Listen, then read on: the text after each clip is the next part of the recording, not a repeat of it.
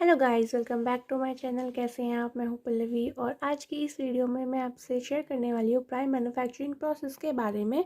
ये दो टाइप के होते हैं, hot working process and cold working process. किसी भी कंपनी के अंदर शीट्स आती है, शीट से वो जॉब तैयार होता है, तो उस जॉब तैयार करने के बीच के अंतराल में बहुत सारे प्रोसेस होते हैं जो शीट पे किए जाते हैं। अलग अलग प्रोसेस से उसको गुजारा जाता है। तो वो कौन कौन से प्रोसेस होते हैं उसके बारे में मैं आपसे आज बताऊंगी। तो सबसे पहले प्राइम मैन्युफैक्चरिंग प्रोसेस। और प्राइम मैन्युफैक्चरिंग प्रोसेस में भी दो प्रोसेस आते हैं, hot working process and cold working process. जो हॉट वर्किंग प्रोसेस में आता है वो आता है hot rolling, forging, extrusion. Cold working process में आता है ड्राइंग, हैंडिंग, स्प्रिंग, स्टेपिंग।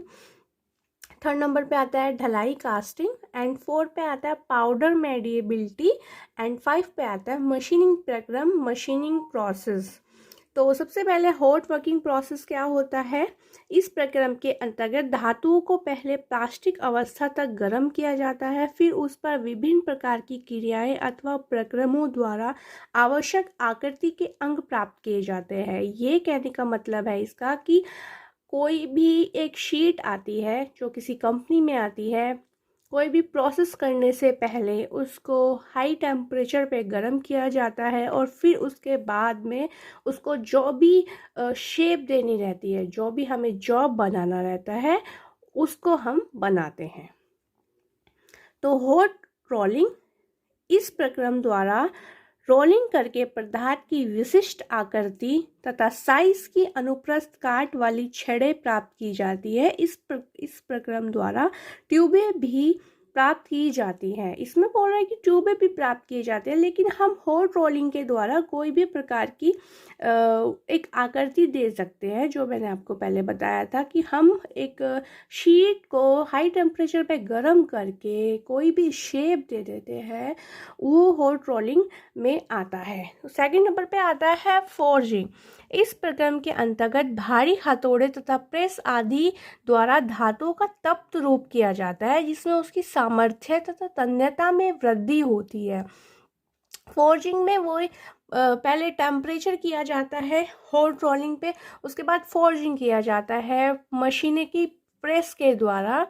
उस शीट को कोई भी शेप दिया जाता है। तो ये वही बोल रहा है, इस प्रक्रम के अंतर्गत भारी हथौड़े तथा प्रेस आदि द्वारा धातुओं का तप्त रूपांतरण किया जाता है, जिसमें उसकी सामर्थ्यता तथा तन्यता में वृद्धि हो जाती है। थर्ड नंबर पे आता है एक्सट्रूशन। इस प्रक्रम के अंतर्गत अत्यधिक दाब लगाकर धातु टुकड़ों को छोटे छिद्र में से गुजारकर विभिन्न आकृतियों के अंग प्राप्त किए जाते हैं। बहिष्करण प्रक्रम निम्न गलनांक वाले धातु पदार्थ जैसे एल्यूमिनियम, पीतल, टीन तथा शीशा आदि के लिए भी उपयोगी होते हैं। सेकंड नंबर पे जो प्रोसेस आता है वो है कोल्ड वर्किंग प्रोसेस। ठंडा रूपांतरण का तात्पर्य कमरे के तापमान पर पदार्थ को आवश्यक आकृति प्रदान करना है। कभी कभी इस प्रक्रम के अंतर्गत तापमान कमरे के तापमान से अधिक रखा जाता है। इस प्रक्रम से कठोरता तथा तनाव सामर्थ्यता में वृद्धि होती है, परंतु तन्यता आदि झटक प्रतिरोध में भी कमी आती है। शीट में भी दो प्रोसेस होते हैं, hot working process and cold working process. Cold working process में वो प्रक्रम आता है जो बिना किसी शीट को कुछ भी हॉट किए बिना भी किसी भी जॉब को तैयार किया जाता है, वो कोल्ड वर्किंग प्रोसेस में आता है। इसमें आता है ड्राइंग। धातु को ड्राइंग के छिद्र में से गुजारकर उसकी काट का क्षेत्रफल कम किया जाता है। सेकंड नंबर पे आता है हैंडलिंग। इसके अंतर्गत धातु को एक स्थान पर एकत्रित किया जाता है, जिससे स्क्रू, शीश तथा रिवेट शीश का निर्माण किया जाता है। जो रिवेट बनाया जाता है, स्टड बनाए जाते हैं, वो हैंडलिंग के द्वारा धातु को एक स्थान पर एकत्रित करके किया जाता है। स्पिनिंग के अंतर्गत इस प्रक्रम द्वारा धातु चादरों को उपयुक्त रूप पर वृत्तीय आकृति दी जाती है। घूमते फॉर्म पर धातु की चादर को कुंठित नासिका वाले औजारों द्वारा दाब प्रति आकृति दी जाती है। स्टेपिंग में आता है पंच प्रेस की सहायता से ब्लैंकिंग तथा फॉर्मिंग इत्यादि की जाती है।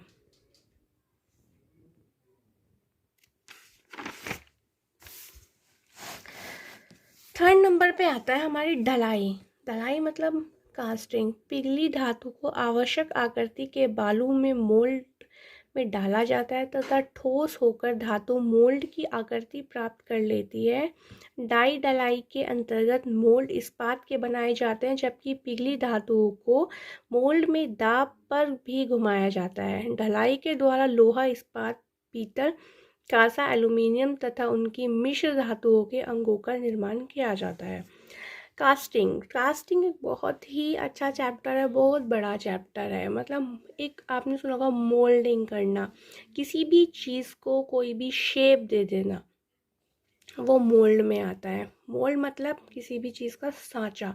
आप बोतल देखते हो, प्लास्टिक की बोतल आती है, बाल्टियाँ आती हैं, वो मोल्ड से तैयार की जाती हैं। जो प्लास्टिक के जितने भी सामान होते हैं, चाहे उसमें आप बाल्टी हो, बोतल हो, कोई भी चीज़ हो, वो मोल्ड से ही तैयार की जाती है।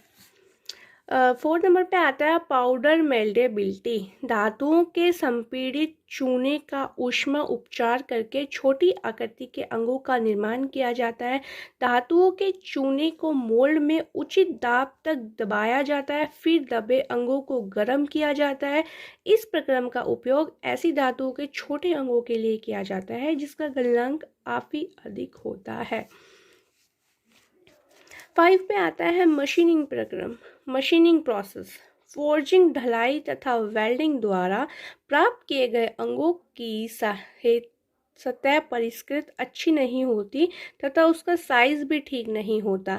अतः ऐसे अंगों की कटाई औजार तथा अपकृष्ट पदार्थ द्वारा मशीनिंग करके उसकी अच्छी सतह परिष्कृत तथा यथायथ साइज प्राप्त किए जाते हैं। खराद, मिलिंग, शेपिंग, गाइडिंग तथा होनिंग मशीनिंग प्रक्रिया में आते हैं।